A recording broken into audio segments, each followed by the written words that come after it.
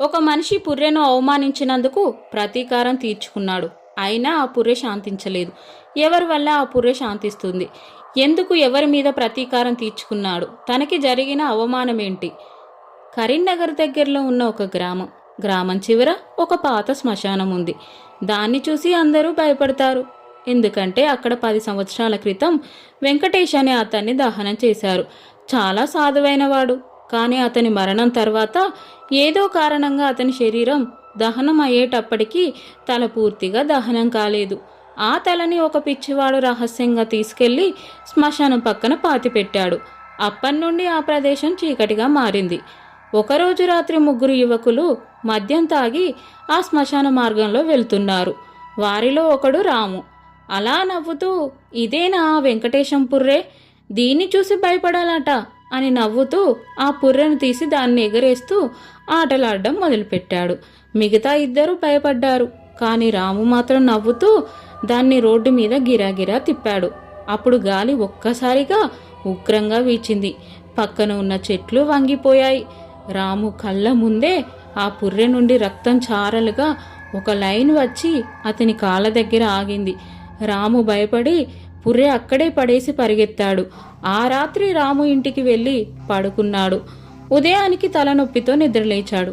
అంతా బాగానే ఉంది, నాకేం కాలేదు అనుకున్నాడు.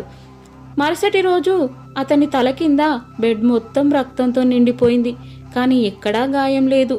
తర్వాత రోజు అతని నోటి దగ్గర నుండి ఎరుపు బుడగలు వస్తున్నాయి. అతను ముఖం అద్దంలో చూసుకున్నప్పుడు అద్దంలో ఇంకో ముఖం కనిపించింది. అది ఆ పుర్రె ముఖం. అతని కళ్ళలో నుండి ఎర్రని మెరుపు వచ్చింది. ఆ పుర్రెలో నుండి, నా పుర్రెని ఎవరు అవమానించారు అని ప్రతిధ్వని వినిపించింది. రాము కళ్ళు తిరిగి పడిపోయాడు. తర్వాతే రోజు రాము గ్రామ పెద్దలకు జరిగిందంతా చెప్పాడు. గ్రామ పెద్దలు శ్మశానానికి వెళ్ళి ఆ పుర్రెను పూజించి పాతిపెట్టారు. రాము బ్రతికిపోయాడు. కానీ తల ఎడమ వైపున ఒక మచ్చ ఏర్పడింది. అది అలాగే ఉండిపోయింది. గ్రామ పెద్దలు గ్రామస్తులతో, చనిపోయిన వారి శరీరం దివ్యమైనది, దానిని అవమానిస్తే దాని నిశ్శబ్దం ప్రతీకారం అవుతుంది, అందుకే ఎవరు ఇంకొకసారి అవమానించద్దు అని చెప్తారు. 6 నెలలు గడిచిపోయాయి. రాము బతికిపోయాడు. కానీ అప్పటి నుండి రాత్రి వేళల్లో శ్మశానం వైపు నుండి వినిపించే కంఠస్వరాలు అతని మనసును ఒక్క క్షణం కూడా విడిచిపెట్టలేదు. ఆ రోజు ఆ ఊరిలో దీపాల పండుగ. గ్రామమంతా దీపం వెలుగులతో వెలుగుతుంది. కానీ రాముకి మాత్రం నిద్ర రాలేదు. ఆ రాత్రి మద్యం తాగి స్నేహితుడు శ్రీనుతో, ఇవాళ అదే చోటుకి వెళ్దాంరా, నాకేం భయం లేదు. రోజూ రాత్రి ఈ నరకం నా వల్ల కాదు, ఏదో ఒకటి తేలిపోవాలి, పుర్రెనా నీనా అంటాడు. శ్రీను వద్దని ఎంత చెప్పినా రాము అస్సలు వినలేదు. శ్రీను బలవంతంగా ఒప్పుకున్నాడు. రాత్రి 11 గంటలకి ఇద్దరు శ్మశానానికి బయలుదేరారు. చంద్రుడు మబ్బుల్లో దాగిపోయాడు. గాలి వేగంగా వీస్తుంది.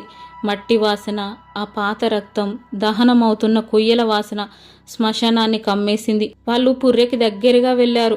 అక్కడ ఎవరో దీపం వెలిగించినట్లు కనిపిస్తుంది. ఎవరు అక్కడ అని రాము అరిచాడు.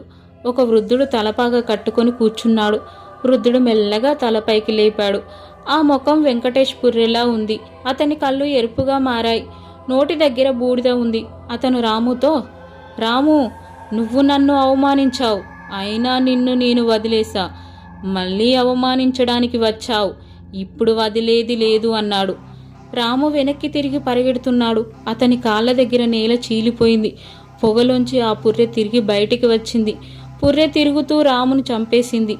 శ్రీను ఇదంతా చూసి భయపడి పరిగెత్తుతూ గ్రామానికి చేరుకున్నాడు. తర్వాత రోజు శ్మశానంలో ఊరు ప్రజలు రాము మృతదేహం వెతికారు.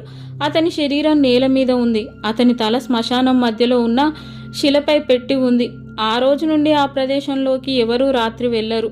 ప్రతి కార్తీక పౌర్ణమికి రాత్రి ఆ శిల మీద ఒక చిన్న బూడిద గీత కనిపిస్తుంది. ఎవరు తాకినా వారి చేతులు చల్లబడిపోతాయి. ఇది ఇంతటితో ముగిసిందనుకున్నారు. రాము మరణం తర్వాత గ్రామం శాంతంగా మారింది. కానీ మళ్ళీ ఒక వింత సమాచారం తెలిసింది. ప్రతి శనివారం రాత్రి 12 గంటల సమయంలో శ్మశానం మధ్యలో ఒక నాదం, ఒక చిన్న గొంతు మాదిరిగా వినిపిస్తుంది. ఎవరూ దగ్గరికి వెళ్ళడానికి సాహసం చేయలేదు. ఒకరోజు జర్నలిజం చదువుతున్న పూజ అనే అమ్మాయి ఆ గ్రామానికి వచ్చింది. ఆమె ఎలాగైనా ఆ నాదం రహస్యం తెలుసుకోవాలని ఆసక్తిగా ఉంది.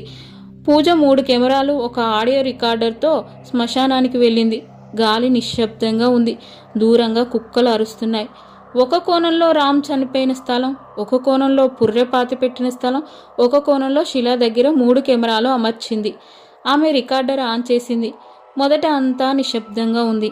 ఆ తర్వాత ఒక గొంతు వినిపించింది. ఆ శబ్దం ఎంతో వేదనతో ఉంది. పూజ శబ్దం ఎక్కడి నుంచి వస్తుందో చూసింది. పాత బూడిద శిల కింద ఏదో మెరుస్తున్నట్టు కనిపించింది. పూజ అక్కడ మట్టి తవ్వింది. అందులో ఒక చిన్న పెట్టె ఉంది. అందులో వెంకటేష్ మరణానికి ముందు రాసిన ఒక చీటీ ఉంది. అందులో నా పుర్రెపై మట్టి వేయద్దు, నా పుర్రె నా తల్లి చేతులతో తాకాలి, లేకపోతే నా ఆత్మ శాంతి పొందదు అని. అది అతని చివరి కోరిక. కానీ మరణం తర్వాత ఎవరికీ ఈ విషయం తెలియలేదు. అందుకే ఆత్మ ఆ శ్మశానంలోనే నాదంగా వినిపిస్తూ ఉంది. పూజ ఆ చీటీని వెంకటేష్ తల్లి మీనమ్మకి చూపించి జరిగింది చెప్పింది. మీనమ్మ కన్నీళ్లు తుడుచుకొని శ్మశానానికి వచ్చి ఆ పుర్రెను తాకింది. ఆ రాత్రి తర్వాత ఆ నాదం మళ్ళీ ఎప్పటికీ వినిపించలేదు. వెంకటేష్ తల్లి తన కుమారుని పుర్రెను తాకిన తర్వాత ఆ శ్మశానం నిశ్శబ్దమైనదని అందరూ నమ్మారు. కానీ పూజ మాత్రం ఒక విషయం గురించి ఎవరితోనూ చెప్పలేదు. ఆ రాత్రి తను రికార్డర్ ఆపలేదు. ఒక వారం తర్వాత పూజ తన గదిలో అసలు ఆ రికార్డింగ్లో ఏముందో విందామని ఆన్ చేసింది. మొదట పిచ్చుకల శబ్దం, గాలి శబ్దం, తర్వాత నిశ్శబ్దం. తర్వాత ఒక మృదువైన స్వరం వినిపించింది. అది వెంకటేష్ స్వరం. అతని ఆత్మకు శాంతి కలిగిందని పూజ గ్రహించింది. ఆ రాత్రి ఆమె డైరీలో చివరి పేజీలో వెంకటేష్ మాటలు రాసింది. ఒక శ్మశానం నిశ్శబ్దం అనేది భయం కాదు, అది దుఃఖం కూడా కాదు, అది తృప్తి పొందని స్వరం. ఎవరో ఒకరు వినే వరకు మళ్ళీ మళ్ళీ వినిపించే పిలుపు. నా స్వరం నువ్వు విన్నావు, నా ఆత్మ శాంతించింది, నీకు నా మనసారా కృతజ్ఞతలు అని రికార్డ్ అయి ఉంది. ఆ తర్వాత ఆమె ఆ గ్రామాన్ని వదిలి వెళ్ళిపోయింది. గ్రామంలో ఉన్న పాత బూడిద శిల మీద ఇప్పుడు ప్రతి కార్తీక పౌర్ణమి రోజు ఒక చిన్న దీపం వెలుగుతుంది. ఎవరు వెలిగించారో తెలియదు, కానీ ఆ వెలుగు నిర్మలంగా శాంతంగా ప్రకాశిస్తూ ఉంటుంది. ఆ వెలుగు పూజ డైరీలోని చివరి మాటలను గుర్తు చేస్తుంది. శాంతి ఇచ్చేవారికే శాంతి దక్కుతుంది. మనం బ్రతికున్నప్పుడు ఎలా ఉన్నా చనిపోయిన వారిని అవమానించవద్దు. చనిపోయిన వారి శాంతి మనం జీవించే వారి గౌరవంతో ఉంటుంది. ప్రతి ఆత్మకి తన మాట వినిపించాలని, ఏదో చెప్పాలని, ఎవరైనా వినాలనే ఆశ ఉంటుంది. చనిపోయిన వారి నిశ్శబ్దం కేవలం శాంతి కాదు, అది ఒక శక్తి. ఆ శాంతిని అవమానించిన వాడు ఆ శక్తిని ఎదుర్కోవాల్సి వస్తుంది. ఆ తర్వాత నుండి ఊరు ప్రశాంతంగా మారింది. ఊళ్ళో అందరూ చాలా సంతోషంగా ఉన్నారు. ఈ కథ మీకు నచ్చినట్లయితే వీడియోని లైక్ చేయండి, మీ ఫ్రెండ్స్కి షేర్ చేయండి, మా ఛానల్ని సబ్స్క్రైబ్ చేసుకోండి, పక్కన గంట సింబల్ వస్తుంది నొక్కండి, నోటిఫికేషన్ ఆల్ సెట్ చేసుకోండి.